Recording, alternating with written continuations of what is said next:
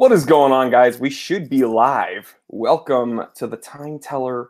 I believe we're live. Yeah, we are live right now. What's going on? Welcome to the Time Teller Thursday live stream.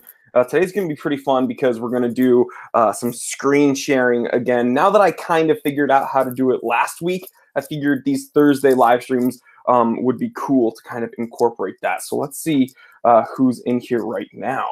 I'm going to turn on the chats so I can see you guys. Tree Dillinger's #1, dude. He's already here. Sean James, Gina M, what's going on? Cardafel, Senpai, what's going on? Notice me, Senpai. David, Corv, Mr. Stranger. So I apologize for starting this live stream kind of late, but a few weeks ago, like 1 or 2 weeks ago, we did it at 2 p.m. Pacific, and a bunch of people showed up. And then I had some people telling me that that time kind of worked better for them on Thursdays. So I figured, you know what, let's try it again and test it out. So yeah, here a little later than usual. Jared Packer, first certified T3 bot. We got Glasgow in the building. How is it over there in Glasgow? Canada, Kevork, Norian. Washington, D.C., of course, Redskins pride's in the building. What's going on? Ready to spout off that Vostok propaganda. I think Redskins pride has probably sold more Vostok amphibians than Vostok's ever sold. So, sorry, got to wet the whistle with some seltzer water. Once 100 people get in here, we will do a little wristwatch check. Yep, just like old times. I got my pen in the video. And then we're going to go over some of the Grails that I've added to my Grail list. What's going on, everybody? Brian LP, certified T3 bot. What's going on, bro? Saji, certified T3 bot in New York. Yes. Freezing in New York, he says. I assume it's probably pretty cold over there. Right now, obviously I'm in the office, but it is, it's sunny and 65 here in Los Angeles, so I can't complain. But Saturday, Sunday, and Monday, it's supposed to rain. So I'm really looking forward to that because I actually love when it rains because I miss having actual seasons. You know, growing up in New Hampshire, we got the whole gamut of seasons, and then I moved to Los Angeles, and it's kind of just the same thing all the time. So, yeah. Brian LP says below freezing in Chicago. Yeah, whenever I say it's cold, even when I was growing up in New Hampshire, when I'd be like, "Oh, Dad, it's cold," my dad would be like, "Yeah, I grew up South Shore, Chicago. You don't know what cold is." So, yeah, he definitely taught me that no matter where you are, it's colder in Chicago. All right, 91 people, 93 people in here, guys. MLGEZ says warm 26 in Minnesota, and it's 18 degrees in Toronto. Ron, what's going on, Philly? Man, so many people in here already. We got Jesse Wright from Indiana. We got Akos from Hungary. Man, everybody, we got all the regulars and then some. So 101 people here. Let's do a little wristwatch check. I'm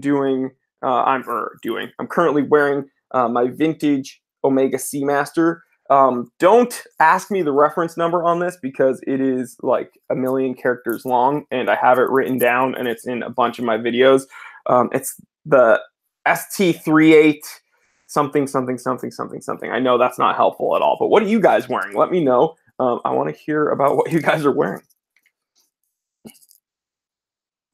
Emil says, good afternoon. Good afternoon, man. Jared Packer, 40 and gloomy in Albuquerque. Cyril from France, bonjour. Oh, near Nicole from Australia. Valen's wearing a 1958 Omega Seamaster. Heck yeah, this one's a bit newer than that. This one's from the 70s.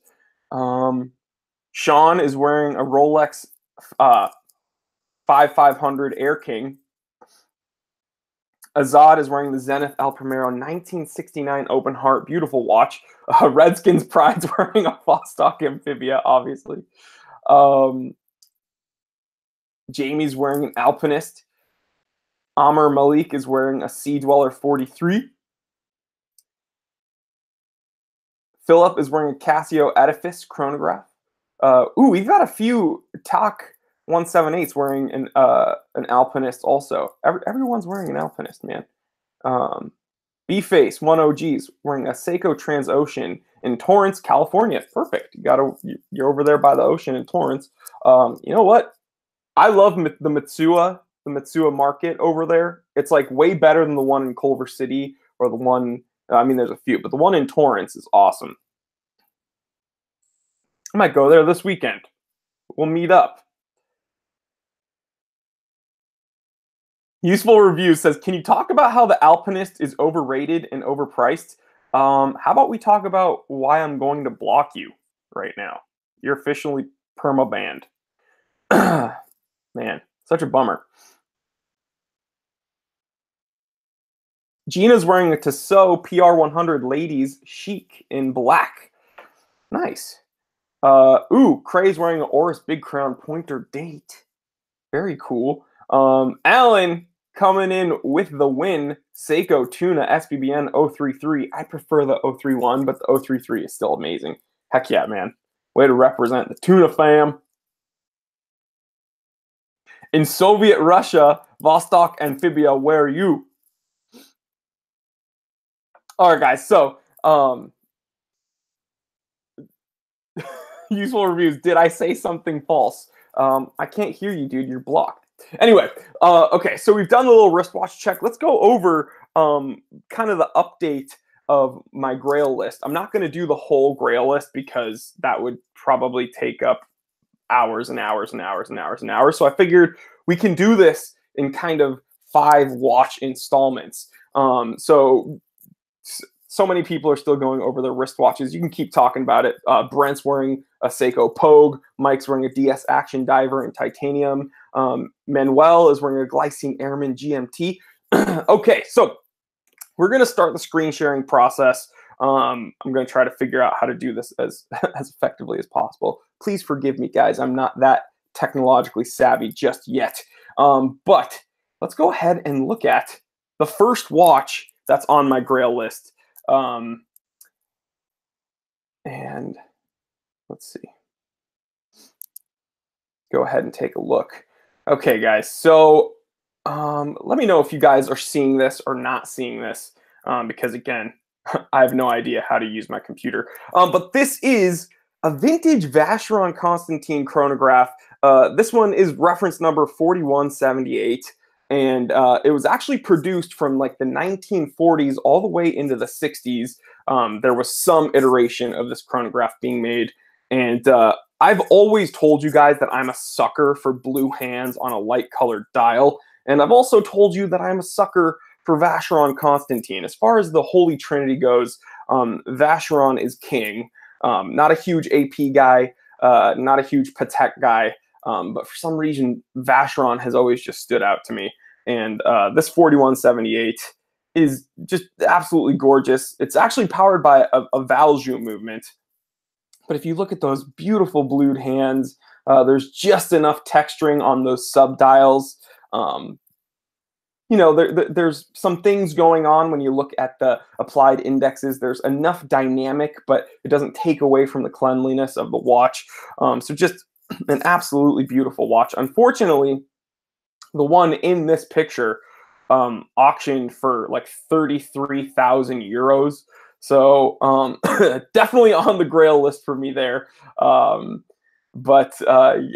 How do you guys like it? I'm still paying attention to the comment section, so don't worry. Okay, you guys are seeing it. Oh, Random Rob in the chat. It's beautiful. I think it's absolutely beautiful. Yes, not a lot of people with these vintage watches. A lot of people don't really like the lugs, and I'm hearing you guys. A few people are already complaining about that. I think. Oops, didn't mean to click on anything.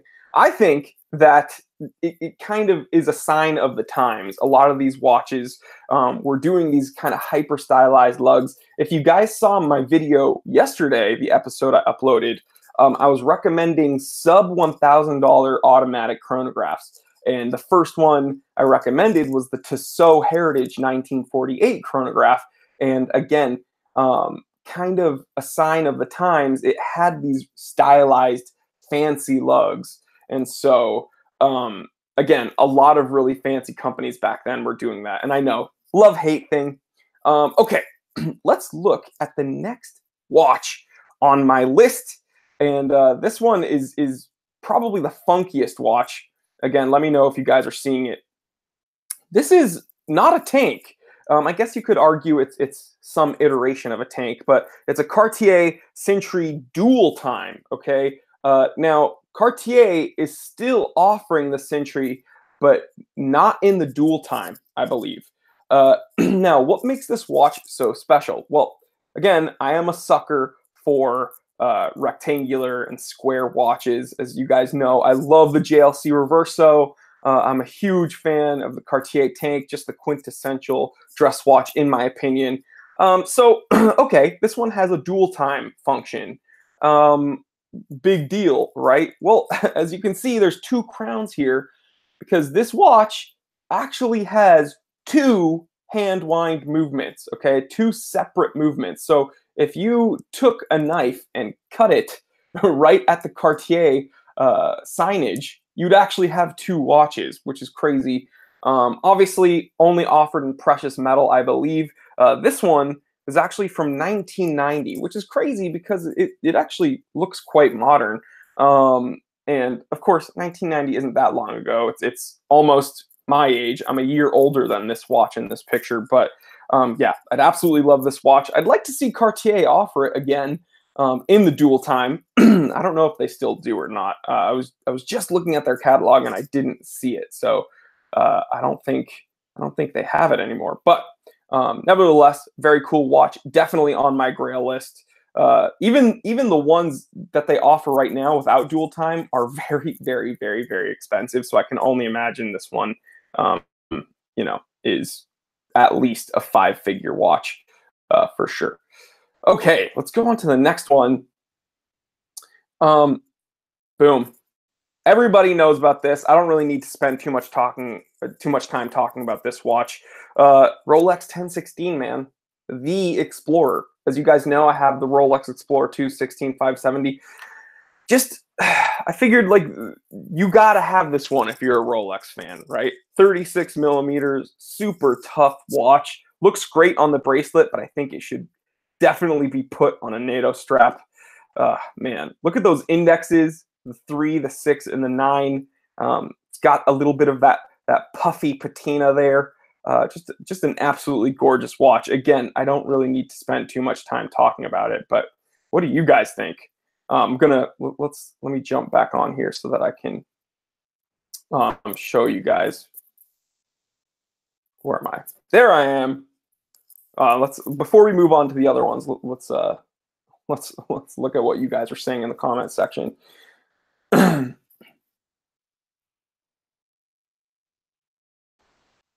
Useful reviews is bringing up the Jacob & Co. Guys, no Jacob & Co. for me. All right. Random Rob says 2 movements in one watch is next level cool. I agree with you. That Cartier is just ridiculous. Tree Dillinger says the Reverso is better. Yeah, very cool watch. They're just different. They're absolutely different watches. Let's see. Ed B says double the winding. That's not fun. Sorry, I'm getting messages here. Sean T says, is it manual or automatic? I believe you're talking about the Cartier dual manual movements. That would be crazy if they had 2 automatic movements with mini rotors, but I don't think they would do that. But yeah, that watch specifically, 2 hand wind movements. Very, very cool. Gina says, love the Rolex. Gina also asks if there are any recommendations for a nice ladies blue dial watch around 30 to 34 millimeters. I would check out the new Presage that Seiko has offered.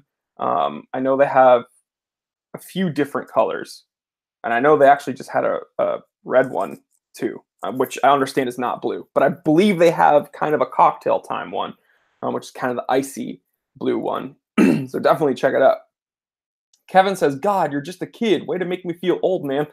Well, I probably look a lot older than you because when in a few videos I've mentioned my age. I've mentioned I was born in 1989, and people are like, wow, I thought you were 40. So, yeah, don't worry. You might be older than me, but I probably look a lot older than you. I'm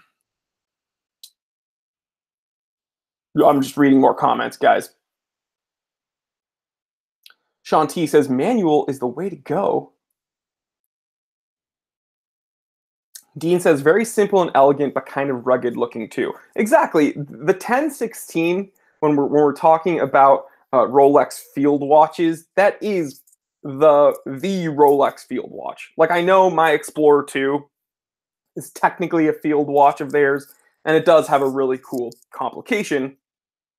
And of course, the current Rolex Explorers are also simple, but they're up to 39 millimeters, and they wear bigger than that.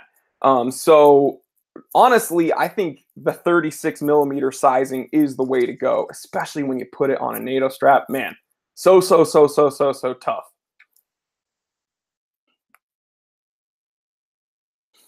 Brian LP says, Jory's young enough to grow up with the Rugrats, old enough to understand the innuendos. So many freaking innuendos in that show. It is crazy. Bill says, hey, from Arizona. What's going on, Arizona? Dean in the chat says, it's the beard. Makes you look distinguished. I appreciate that, man. Yeah, people, if I shaved it, I would look like I was 12, though, with my cheeks, and they'd be nice and shiny. Yeah, definitely not doing that. Okay, so the first three watches we took a look at were definitely Grails. They're, I mean, not so much the 1016. The 1016 is still kind of attainable for me. The Vacheron 4178, that's kind of in the Creator Aichi price range for me, so that's going to take a while. The Cartier, also very, very expensive.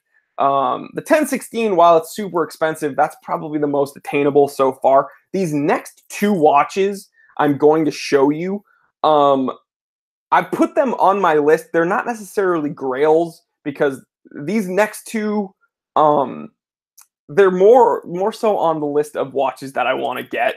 But they're quite attainable. Still pricey, but quite attainable. So if you don't mind, let's go ahead and take a look at the last two watches I'm going to share with you today. Let's go ahead and look. Okay, so here's the 1016. But let's take a look at the next watch. Again, not totally unattainable. This is quite affordable. You can get it for under $5,000 new. But this is the Navitimer 8 43 millimeter. Now, when I first saw the Navitimer 8 come out, again, I wasn't necessarily super drawn to it. All right, but it's something about this matte black look, and I know it does have that faux patina. Some people hate it, some people love it. I just think it works with this watch. This watch looks so tough, and again, I understand Breitling's kind of going through a tough time right now. And this watch is going to be quite big at 43 millimeters. I mean, I don't think it's that big, but I know for a lot of people that they would consider 43 millimeters a bit too big for them. Again, I'm a big dude with 7.5-inch wrists, and I think this watch looks so clear and so legible, and it's a Navitimer, man. I mean, if you're a pilot, you want a big, legible, clear dial, and man, I just love the tough look, kind of a stealth, almost tactical look of that the black, right? And you put that on a Cordura strap, like a olive drab Cordura. I think it would look so beastly. So this would be one of my picks. Again, not really on my Grail list, more so just on a watch that I want. So yeah, Breitling Navitimer 843. Just a really, really, really cool watch. It actually uses their caliber 13 movement. I know some people are in love with this. Some people don't like it. I love every part of this watch. Unfortunately, I haven't had any hands-on time with it yet, but man, love to get one on my wrist sometime. So this would be on my list for sure. Now, I'm going to share with you the final watch that we're going to go over today. Quite attainable, but fairly pricey for sure when it comes to G-Shocks. And that's the G-Shock Frogman, but it's not the normal Frogman. It's the 35th anniversary. And I'm a big fan of the G-Shock Frogman, but simply because I love the name, right? I mean, Frogman, OG Navy SEALs, just total badasses. But there's something about the shape of this watch, how it's kind of offset to one side. And it has some really interesting complications, if you will. I know it's a digital watch, but so we'll just use the word functions. It has some really interesting functions when it comes to tide mapping and regulation. And I think it has a depth meter as well, maybe. I think it does. But just a really, really, really, really, really, really, really cool watch. And again, I understand when you have a G-Shock, you want it to be tough. You want to be able to beat it up. And this one, I think I've seen them go above $500. But yeah, I just think it's really cool. And I know I'm not a huge gold dude. There's certain watches I really love in gold, like obviously Rolex President and stuff. And but I like tasteful, little interesting accents of it as well. And I think they pulled it off really cool or really well on this Frogman. It kind of reminds me of my SRP 641, my baby tuna. That's black and has some little gold accents. So yeah, that would be the final watch on my list today. Again, not totally a Grail, but more so a watch that I just want to get. But the first three definite Grails. Let's go ahead and jump back on camera here, and we can talk face to face. But what'd you think, guys? So we went over the Vacheron 4178, gorgeous chronograph. Again, incredibly expensive. We went over the Rolex 1016. We went over the Breitling Navitimer 8 43 millimeter in all black. The Cartier Century dual time, and that G-Shock Frogman special edition, 35th anniversary edition. What'd you guys think? Zod says the Vacheron is his favorite.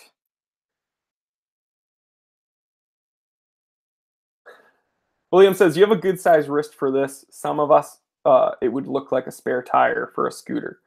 I think you'd be surprised. I think what a lot of you guys need to understand, and I think a lot of you do, but a lot of people that are early into watch collecting and watch wearing, I think, and I need to remind myself of this as well, you need to separate yourself from the intimidation of a spec sheet, right? Like, it is quite literally nowadays my job to go over spec sheets because I talk about watches to you guys on a daily basis. But one thing I've noticed is you can't live and die by the spec sheet on a watch. For instance, some watches could have specs that you consider to be ideal, you consider to be perfect, but the second you get it in your hands and on your wrist, you realize that those specs are not presented or applied in a way that you find conducive, you don't really like. And then on the opposite, there are watches that might have specs that you think are not favorable to you. Maybe, you know, on paper too many millimeters. Too many millimeters for your wrist. And you put it on your wrist and you realize it wears much easier than you'd think. I'm trying to think of an example for this. For instance, when I take pictures of my Rolex 1500, 34 millimeter, I have a 7.5-inch wrist. I'm a big dude. I put it on the wrist and people assume that it's the 36 millimeter or larger. Rolex does a really good job of making their watches wear larger than they actually are. Now, on the flip side of that, their more modern Rolexes, unfortunately, look much bigger than they should. So it's good when we're looking at the smaller, more vintage watches. It's bad when we're looking at the more modern Rolexes because the Submariners don't wear the Submariners don't wear like they used to, and they don't wear like they should. So all I'm saying is don't let a spec sheet intimidate you. If a watch sounds too big for you, get one on your wrist, try it out first. You might be pleasantly surprised. Milcom, you ever try on a Big Pilot? I have. I enjoy it. I like that watch. Doesn't do much for me. I'm going to get in trouble for saying this. I'm not an IWC hater, and I know the whole joke is if I say this, people will assume I'm hating on IWC. Doesn't do much for me that my Big Crown Pro Pilot does. Right? Did I convey that properly? Like my Oris Big Crown Pro Pilot kind of fills that part of my collection. And so yeah, but Big Pilot, I'm a fan. But when I do get an IWC, it's going to be a Portuguese chronograph. So, again. Grim Reaper says, don't you like the Nautilus? And I think someone else asked if I like the Patek Nautilus. I said this in my earlier videos. I was a big fan of the Nautiluses. But now I'm not because they're too prevalent and I see them all the time. And the hype train of the Nautilus has gotten out of hand. And I'm just sick of looking at them. Kind of happened with the Royal Oak also. I was a fan of the Royal Oak. Then they got too prevalent. And it's not that I'm trying to be a hipster. Like, oh, I liked these before they were popular. No. A lot of these designs came out before I was born. But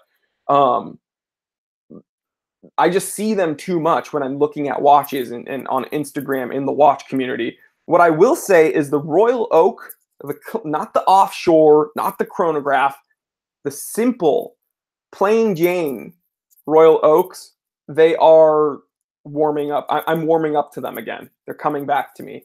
A plain Jane, stainless steel Royal Oak, I'm a fan. Same with like even precious metal, gold. I'm a fan. The offshores, the chronographs, still too much for me.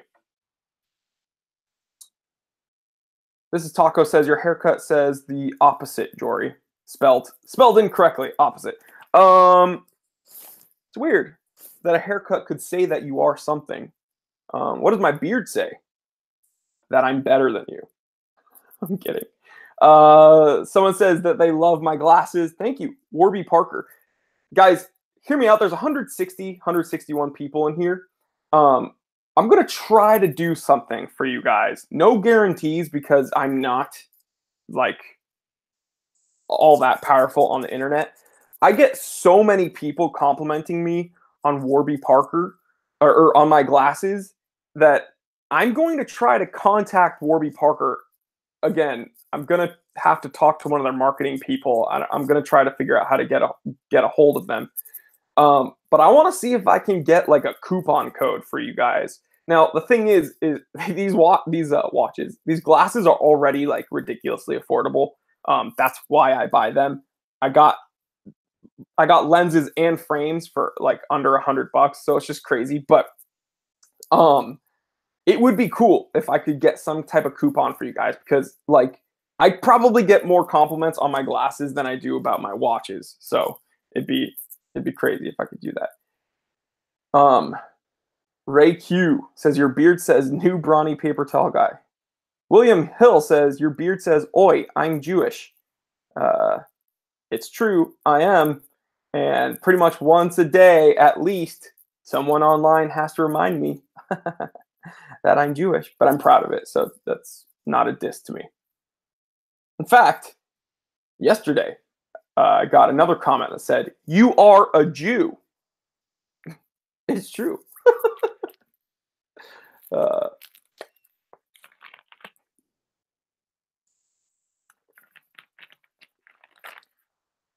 seltzer water. John Frey says, "Do you do this for a living?" Um, People in the comment section are already helping you out with that. Alex Knopf says, "Did you get topics for time away?" Yeah, I did. I always have a notebook with me, by the way, that I keep track of like my daily obligations. I have all the technology in the world, tablets, phones, computers. Nothing beats a notebook, guys. Honestly, and that's why you always see me with my pen, because I'm literally always writing things down. And yeah, so far I have 1, 2, 3, 4, 5, 6, 7, 8. I got 8 really, really cool topics for kind of different mini series that I can do weekly on the Time Away channel for you guys. And I got way more than that. There's 8 that I wrote down that I think are really, really, really interesting. Watch Lounge says, "No Vietnamese coffee today." Nope, only on Saturdays I drink Vietnamese coffee. Martin Bousset says, "What's up with the Jew comments? So disrespectful." I don't know. See, the word Jew is not a pejorative term, right? The word Jew is not a bad term. Like it's I am Jewish, therefore I am a Jew. Now, I think people that have grown up assuming it's a bad word and use it negatively, they want to try to use it as a put down. It doesn't really bother me because, like I said, I'm 29 years old, and every year that I've been alive, I've been a Jew, so it doesn't bother me. Yeah, Brian LP says, "I love how people call you a Jew like it's somehow a dirty word." Exactly. Chris W says, "What about a Tudor North flag as a holy grail?" So the Tudor North flag is a watch that I would absolutely wear. It's probably the only Tudor that I go out of my way to buy. It's not a grail for me, but I do think it's the best watch in their lineup.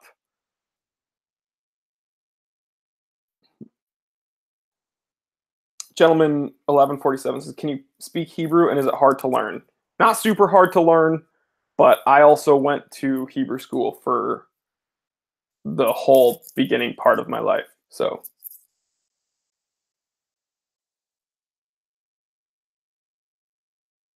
Fernando Alvarez says, "Hey man, I love your channel. What do you think about the Seiko bottle cap?" I think they're very interesting watches. It's cool to see them release something somewhat different. Still has the 4 o'clock crown, has some interesting serrations, maybe fluting, we'll call it, on the bezel. Yeah, I think it's a cool watch. Haven't held one in person, but yeah.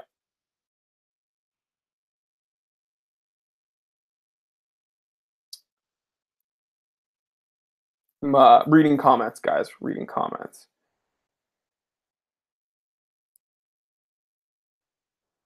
Lloyd Yu says, "Should I sell my early 2000s sub, Polar Explorer, and date just to get a Royal Oak?" In my opinion, absolutely not. No. Because the way I would look at it is you're getting rid of 3 watches with some amount of value to get one watch that is cool, right? A Royal Oak, sure, it's cool. But how difficult would it be for you to get those 3 watches again? Unless you don't like those watches at all.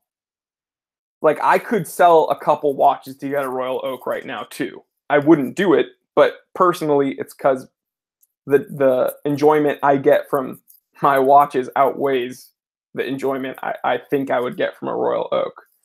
But this is Taco says, "Your beard makes you the man. TM in any room." Dang, I'm T3 and TM. Heck yeah. Mateus says, "Any thoughts on JLC?" or best to have. Um, I don't know what you mean by best to have. Are you asking me the best JLC to have? In my opinion, honestly, I mean, I like their super compressors and stuff. That's cool. But I think if you want a JLC in your collection, it's got to be a Reverso, man. I love the Reverso.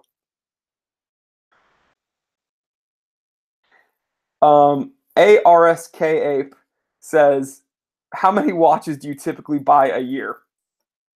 Write to me privately. Connie is probably on this chat monitoring the live stream, and I don't want her to know. So talk to me in private about that. Lawrence says TM also means troublemaker.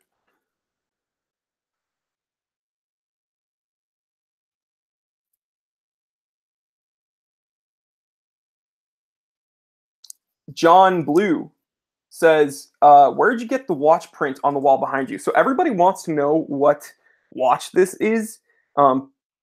This is a Seiko SKX 007. Okay, I got this from a company called 937. You can find them on Instagram. I've probably sold more of these prints than I've sold anything else on my channel. Okay, like via recommendation, right? People ask me about watches to get. People ask me about my favorite watch straps.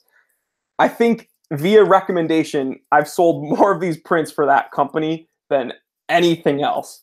But yeah, 937. They have a bunch of other different watches also, like watch prints and silhouettes. But check it out. I think it's around like $40, maybe. But I bought this like my second month in the channel, I think. Yeah, really cool though.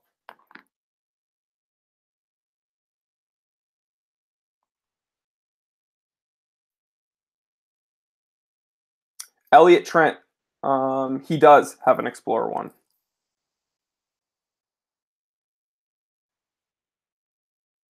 Reading more comments, guys.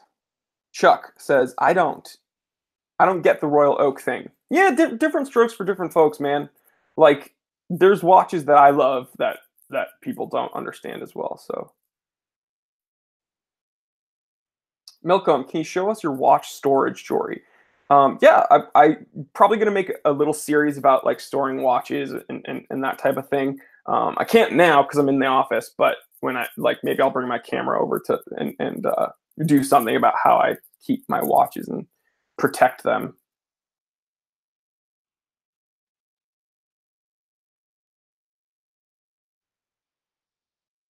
Briar Blue certified T3 bot. He's laughing. Yeah, I'm telling you, dude. I can't. When my girl asks me how many watches I get, or whenever any of you guys ask me how many watches I have, it's like not enough and also too many. Depends on who you ask, me or Connie. Ray says, "Is this fake?" I don't know what you mean, man. I'm pretty real.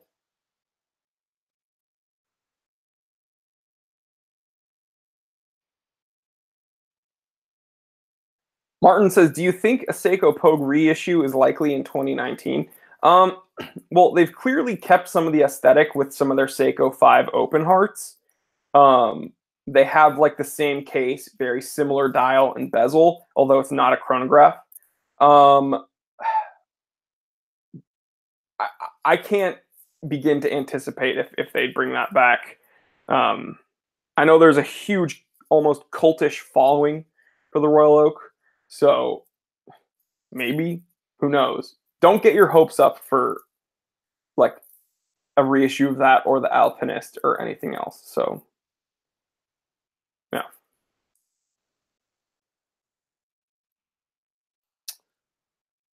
Valentine says, "What's your favorite watch from Tissot?" Honestly, the Heritage 1948 chronograph, it looks really nice. It used to be the Lilakwa Powermatic 80, but I think, but honestly, I think it was taken by the Heritage 1948 chronograph. I really like that one. Mark Bronson says, "Just got my Khaki King day date from the Time Teller shop, and I'm loving it. Thank you so much for supporting the channel, guys. Every time you go there and shop around, you seriously help this channel out so much. Like, that's what honestly supports the content and me being able to spend so much time on YouTube. So thank you guys so much. And I'm glad that you love the Khaki King. That's an awesome watch. Really tough watch. Jerkface says, used to have the exact same shirt and I miss it. This shirt, Connie had a business trip in New York and she went to the Nintendo World shop over there. And she got me this shirt. Of course, Nintendo opens up their flagship store in New York City once I move out of the East Coast, right? I was like 4 hours away from Manhattan, used to go there all the time, and I move across the country, and then and then Nintendo's like, we're gonna open up a huge store in Manhattan.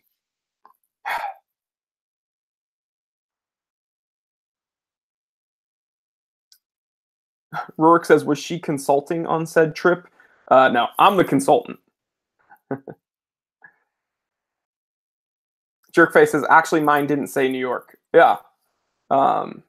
Probably the same shirt, except this one has that label because it's from their new Nintendo World store.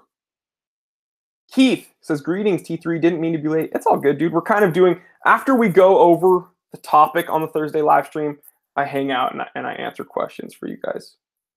So.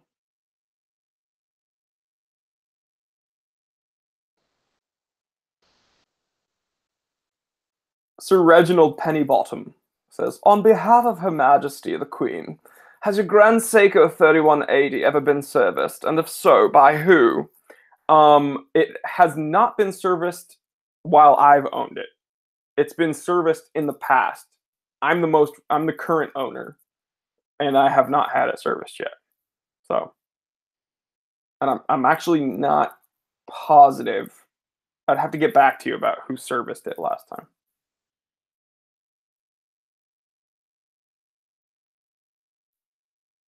Graham Healy says, where did you get your glasses? I love them. Warby Parker. You can shop online. Depending on what city you live in, they may have a store, a location. But honestly, if you have your prescription, you go in there, you can get lenses and frames for like under $100 usually. And I got two pair of glasses from there, and for under $200. It's crazy. And again, guys, I used to go to Lens Crafters. I feel like I always harp on about Warby Parker. I have no affiliation with them. I just really appreciate their business model. I used to go to Lens Crafters because it was convenient, right? I'd get my eyes checked. I'd buy a pair of glasses and frames, I'd get lenses and frames, and it would be like over $400 for one pair of glasses. Whereas like I always try to get two pair of glasses, right? Because you never know. You scratch one, you lose a pair, you break a pair, you need another pair. Maybe you keep them, one in the office, one at your house, this and that. I would get two pair of glasses at Lens Crafters, and it would cost me like $900 because I'd have to get frames and lenses from them.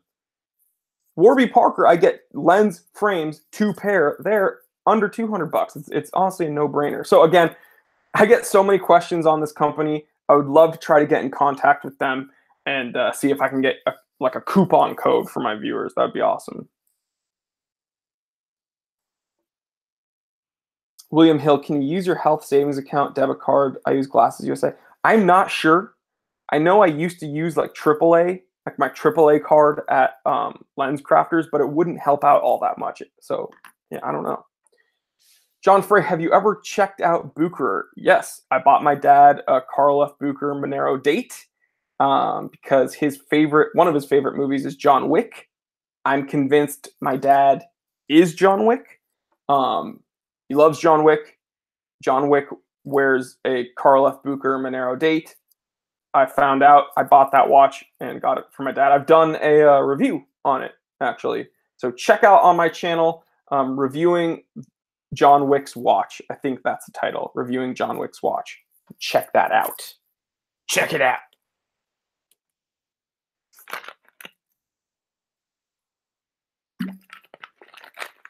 Need some agua.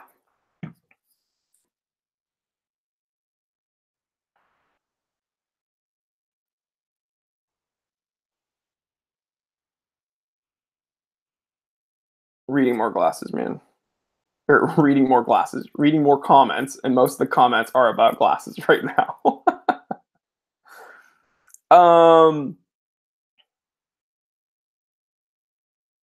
Ooh, really good question from Matt Skembo. He says, "What watches do you see and know that's a watch guy?" Um,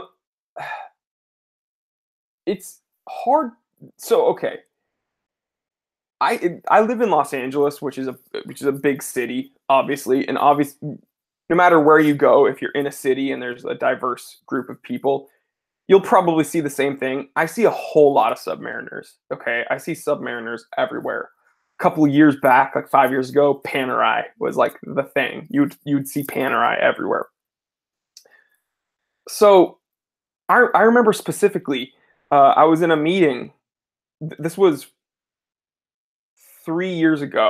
I was in a meeting, and um, you know when you have that interaction and you say something to someone, and like what you said was not received properly, and there's that like overarching awkwardness, and you kind of feel embarrassed. You're like, oh, oh.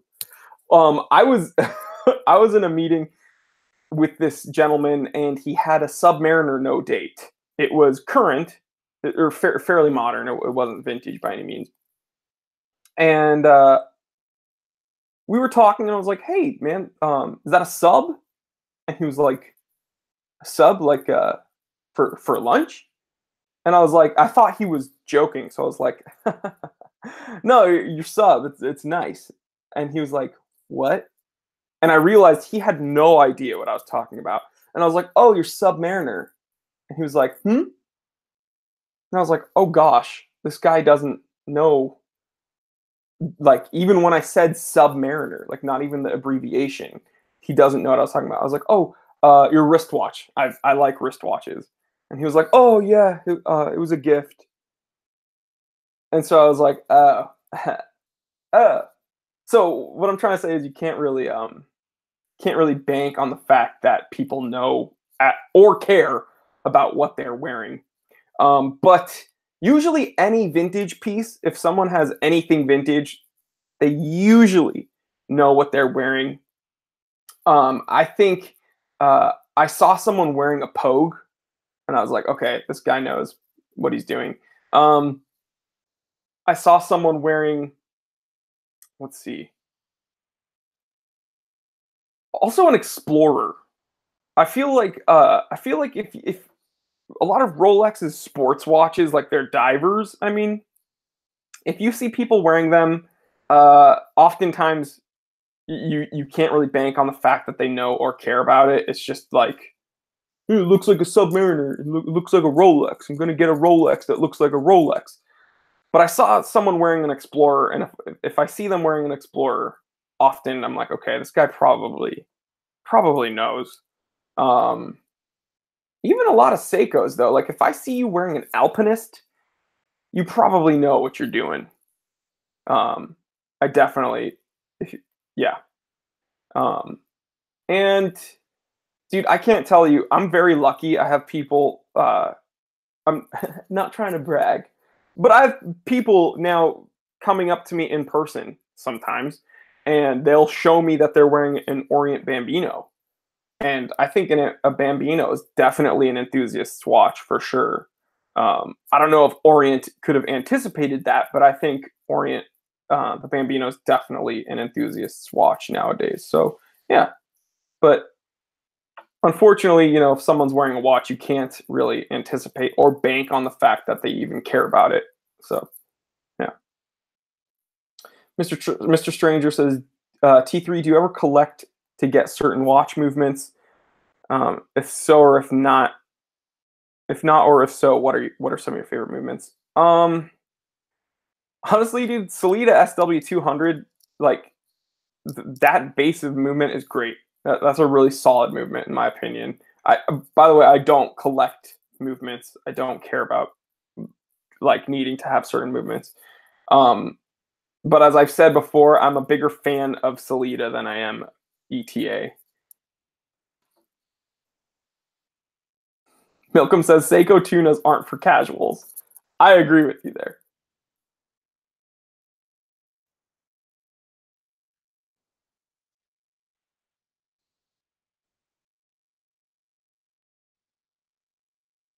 Lloyd Yu says creeping on your LinkedIn. How'd you like Vancouver? Did you get involved with the watch community here? How did you feel it compares to the watch community in LA? Really nice people in Canada. I did most of my work. It ended up being remotely, so we would have meetings in Los Angeles. I had to scrub my LinkedIn because some trolls went on LinkedIn and like were trying to mess with some of my clients and stuff. So unfortunately, there's like no information really that I had to take off a lot of information on LinkedIn. But yeah, you say one bad thing about Invicta and people try to ruin your livelihood. So, but yeah, a lot of really nice people in Vancouver. And also, I love Canada. I love poutine. So whenever I go to Canada, I'm like, where is poutine?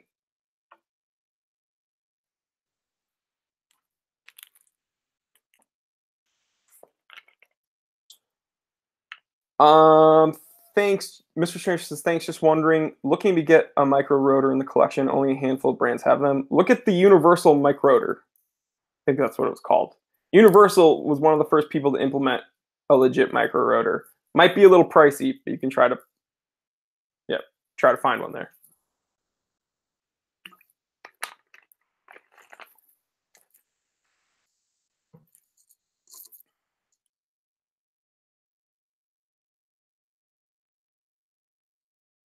Daniel says, wow, what losers to mess with LinkedIn. I know, but whatever.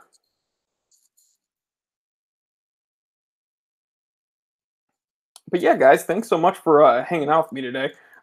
So we went over 5 watches that I want to get, 3 of which really, really being Grails. Kind of a bit unattainable for me at the moment. One being 33,000 euros. Man, if I could get that Vacheron chronograph, though, I'd be very happy. But all right, guys. Well, thank you so much for joining me on this Thursday. I hope you have an awesome remainder of your day. And tomorrow is Friday. Don't go too crazy, but, get a little crazy. Yeah, guys, step out of your comfort zone today. I have a bunch of stuff in my notebook that I have to do. I hope you guys keep track of yourselves too. Get out there, knock it down. All right, knock it down. So get out of your comfort zone. Do what you got to do. Also, tell someone you love them. All right, don't wait another moment to tell someone you love them. I'll start it off. I love you guys. All right, I love each and every one of you. Thank you so much for supporting the channel. Thank you for being here. And Nick Turnka says, hit that like button. Please do. It helps me out a ton, guys. So have an awesome Thursday. Enjoy your Friday. I'll be coming out with an episode tomorrow. Most likely it's Friday. Time for a little watch rant. And then Saturday, I will be seeing you in the morning for the Saturday Q&A. So get ready for that. Dean, I expect you to be there. Briar Blue, certified T3 bot. Thank you so much. Brian LP, certified T3 bot. Love you. Mr. Stranger, love you. Nick, love you. You guys all rock. Cowboy Swami in the building. Love you. Redskins Pride, even though you love Invicta more than you love me, guess what? I love you too. All right, guys. I'm Jory Goodman, the time teller. Always remember, I didn't invent time. I just tell it. All right, guys. Have a great one.